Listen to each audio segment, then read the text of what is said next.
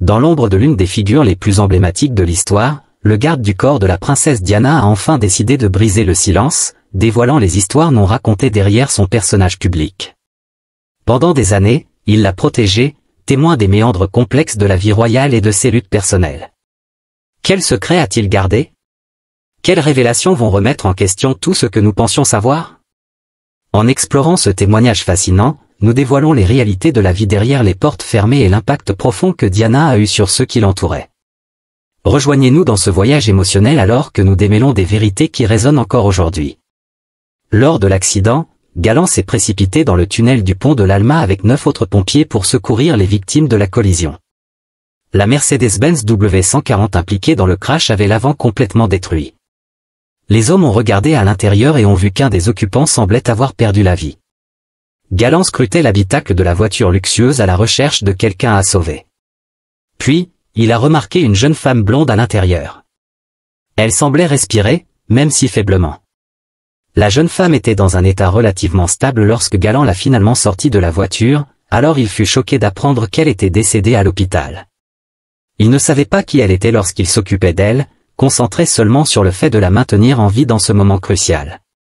Plus tard, lorsqu'il apprit que la jeune femme qu'il avait tenté de sauver était Diana, princesse de Galles, il fut encore plus stupéfait.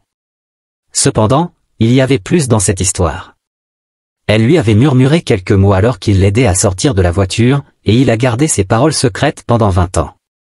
Lady Diana Spencer a grandi dans une famille aristocratique et fut introduite à la famille royale dès son jeune âge. Ses premières années furent passées au milieu de l'aristocratie britannique, car sa famille vivait près de Sandringham House. Bien que Diana n'ait pas particulièrement excellé sur le plan scolaire, elle compensa plus tard en acceptant divers emplois peu rémunérés à Londres. Cependant, son destin la destinait à une vie bien plus grandiose. À l'âge de 16 ans, un tournant inattendu changea sa vie ainsi que la situation financière de sa famille à jamais. Malgré sa modestie et sa timidité, Diana attira l'attention du prince Charles, prince de Galles, grâce à son élégance naturelle. À l'époque, Charles sortait avec la sœur aînée de Diana, Sarah, mais rapidement, une romance naquit entre lui et Diana. En 1981, ils se marièrent lors d'une cérémonie somptueuse diffusée dans le monde entier. Leur échange de vœux à la cathédrale Saint-Paul attira environ 700 millions de téléspectateurs à travers le globe. Malheureusement, ce qui ressemblait à un conte de fées n'était pas la réalité de leur relation. En tant que membre de la famille royale britannique, Diana devait se conformer à des attentes rigides et des règles qui ne correspondaient pas à sa personnalité discrète et modeste. Elle pensait que son mariage avec un prince était le plus beau cadeau de la vie, mais cette union se révéla rapidement difficile, surtout après avoir découvert qu'elle était enceinte. Diana était envahie par un sentiment d'inadéquation face à son nouveau rôle de princesse. Elle fut accablée par l'attention des médias et des photographes, qui la suivaient constamment, même dans des moments privés en famille. Cependant, au fil des années, elle réalisa que les pressions médiatiques n'étaient pas les seules difficultés de sa nouvelle vie. Derrière les portes du palais, son mariage avec Charles s'effondrait. Bien que leur union soit perçue comme idyllique par le public, la réalité était bien différente. Diana souffrait d'instabilité mentale et d'un trouble alimentaire, tandis que des rumeurs circulaient sur les infidélités des deux côtés. La romance ravivée de Charles avec Camilla Parker Bowles fut le coup de grâce de leur mariage, la blessant profondément. Après leur mariage royal, les médias étaient omniprésents pour capter la félicité supposée du couple. Parmi toutes les images prises, l'une montrait Diana en larmes. Le photographe Lennox, des années plus tard, révéla la véritable histoire derrière cette scène déchirante. Les médias avaient prétendu qu'elle pleurait à cause des roses jetées par la foule, mais Lennox expliqua que c'était simplement la chaleur et le décalage horaire. Cependant, il ajouta que Diana avait pleuré pendant plusieurs minutes et que Charles ne semblait même pas l'avoir remarqué. En 1995, lors d'une interview historique avec le journaliste Martin Bashir, Diana déclara ouvertement qu'il y avait 3 personnes dans ce mariage, faisant référence à la relation de Charles avec Camilla. Elle parla également de ses combats contre la boulimie et la dépression, soulignant le manque de soutien qu'elle avait reçu. Cette interview marqua un tournant décisif dans son mariage avec Charles, qui prit fin l'année suivante. Si le public ressentit une grande sympathie pour Diana, ses fils, William et Harry, furent profondément blessés par cette exposition publique de la vie privée de la famille. William, duc de Cambridge, déclara plus tard que cette interview avait considérablement empiré, la relation de ses parents et contribué à la détresse de sa mère.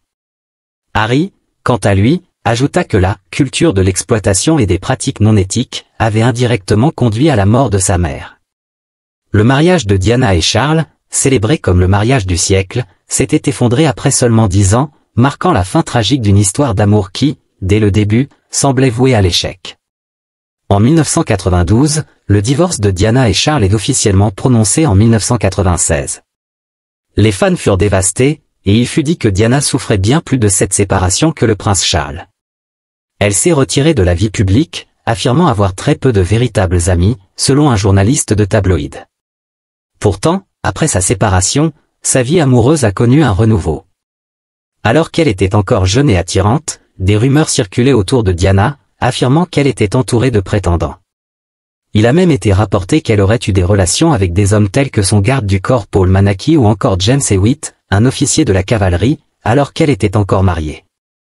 Elle mit également fin à sa relation avec un ami d'enfance, James Gilbey, un concessionnaire automobile, après que leur conversation téléphonique privée ait été divulguée.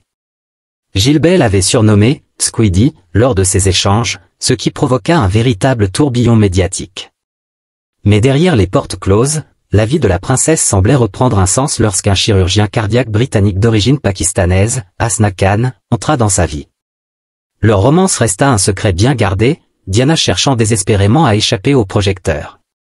Elle confia à ses amis qu'elle n'avait jamais rencontré quelqu'un comme Khan. Dès leur première rencontre à l'hôpital Royal Brompton à Londres, Diana fut littéralement subjuguée. Selon Vanity Fair, la romance entre Khan et Diana évolua à tel point qu'ils commencèrent à discuter de mariage.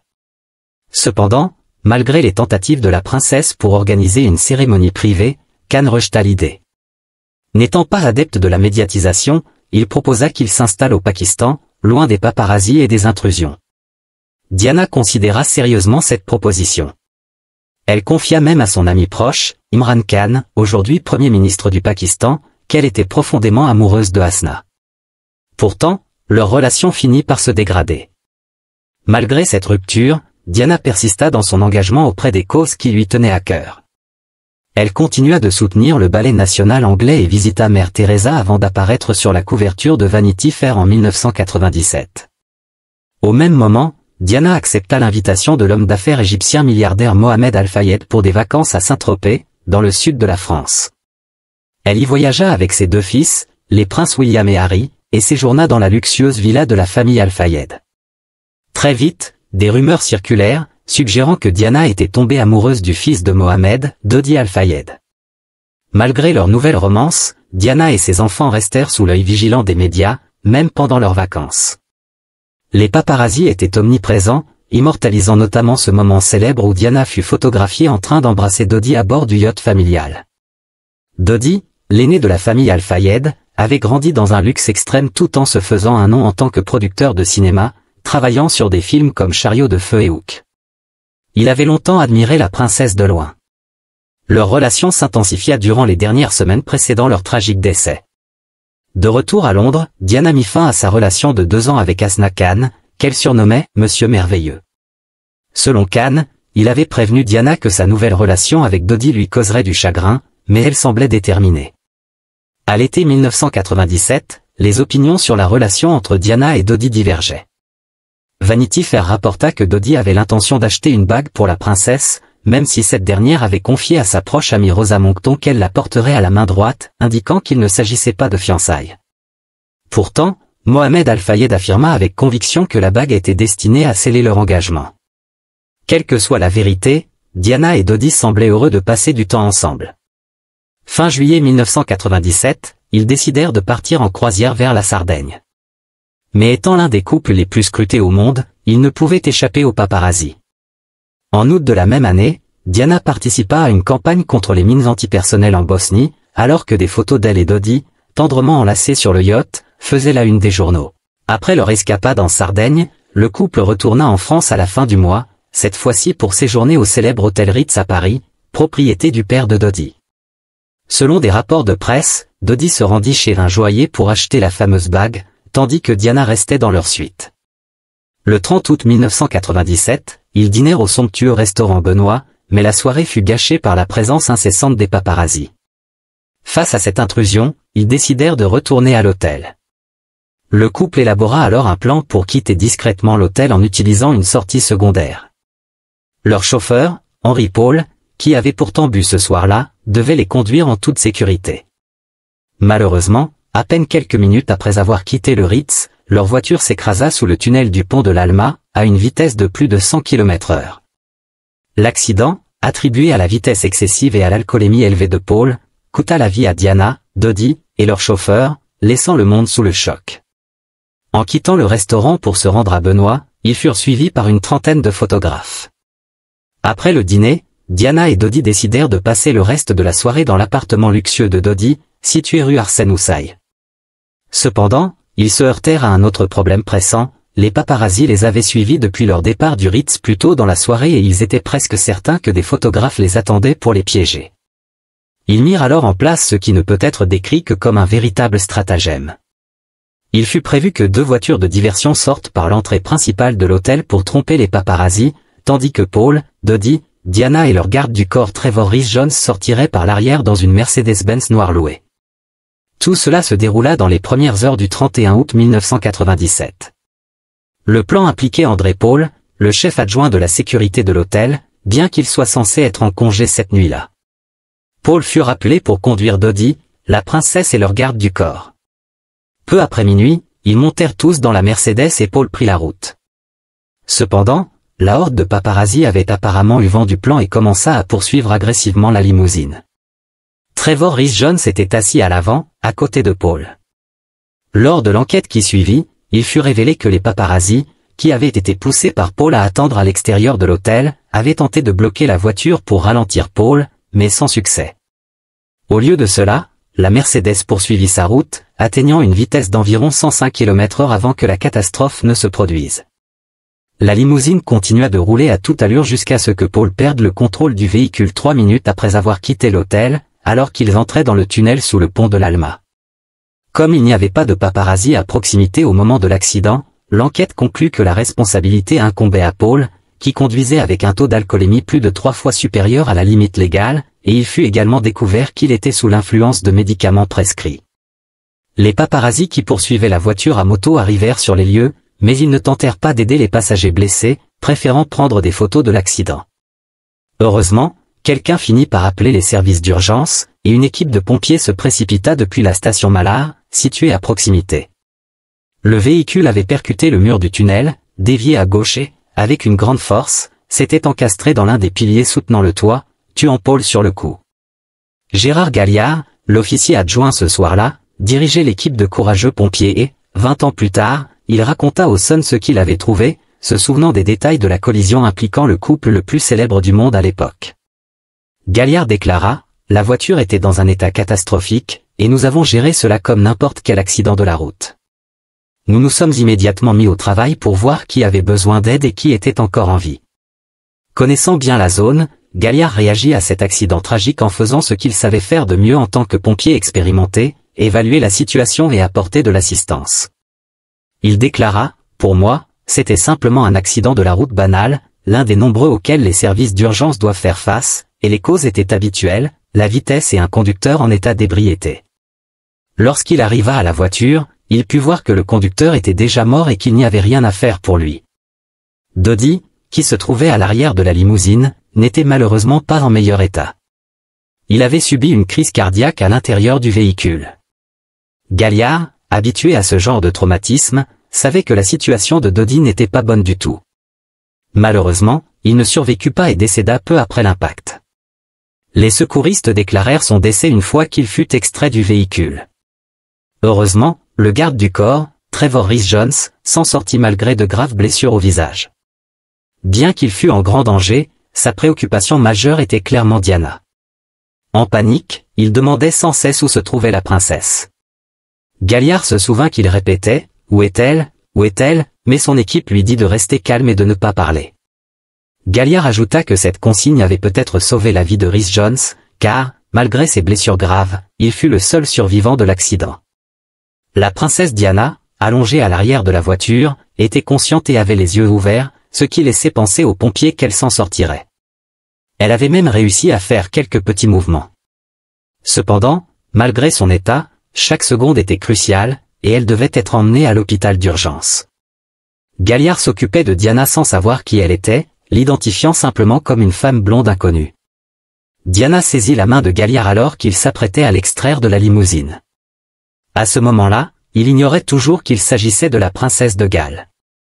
Ce n'est qu'après qu'elle eut été placée dans l'ambulance qu'un des ambulanciers lui révéla qu'il s'agissait de la princesse Diana. Le pompier partagea plus tard les terrifiantes paroles qu'elle lui avait adressées, potentiellement ces derniers mots, « Mon Dieu, qu'est-il arrivé ?» Bien que Galliard et les autres premiers intervenants aient tout fait pour sauver Diana et Rhys Jones, il y avait peu à faire dans de telles circonstances. Galliard déclara, « J'ai donné de l'oxygène à Diana et mon équipe et moi sommes restés à ses côtés alors qu'elle était sortie de la voiture. Alors qu'elle était placée sur un brancard, Diana fit un arrêt cardiaque. Galliard pratiqua immédiatement un massage cardiaque, qui sembla initialement fonctionner. Cependant, malgré ses efforts et l'absence de blessures apparentes, la situation se dégrada. Une fois arrivés à l'hôpital, les médecins firent tout leur possible pour sauver Diana. Malheureusement, malgré plusieurs tentatives de réanimation, la princesse de Galles succomba à ses blessures, notamment à une hémorragie interne due à la rupture d'un vaisseau sanguin près du cœur. Lorsque l'ambulance arriva à l'hôpital, juste après 2 heures du matin, les médecins se mirent à courir contre la montre pour tenter de sauver la vie de Diana. Ils durent réaliser plusieurs tentatives de réanimation avant de pouvoir finalement déclarer son décès. Diana, princesse de Galles, mourut de ses blessures, notamment à cause de la rupture d'un vaisseau sanguin près de son cœur. Les dégâts étaient subtils mais significatifs. Malheureusement, la nuit n'était pas terminée pour Galliard. Diana avait succombé à ses blessures autour de 4 heures du matin. Galliard, qui travaillait en ce jour un double quart de travail, se souvenait avoir immédiatement appelé sa femme pour lui raconter ce qui s'était passé cette nuit-là. Il se rappela, « Ma femme dormait, et je lui ai parlé de l'accident impliquant la princesse Diana. Je lui ai dit qu'elle avait eu un arrêt cardiaque, mais que j'avais réussi à la ranimer. » Après que Diana ait été emmenée à l'hôpital, le monde fut bouleversé par l'annonce de sa mort. Surnommée affectueusement « la princesse du peuple », sa disparition provoqua une vague d'émotions sans précédent. En France, Galliard continuait de se remémorer les événements de cette nuit fatidique d'août, mais il n'en parla pas pendant 20 ans, jusqu'à ce qu'il ne soit plus employé par le service des pompiers. Dans une interview avec le Sun, le courageux pompier déclara « Je peux encore me souvenir de toute la scène.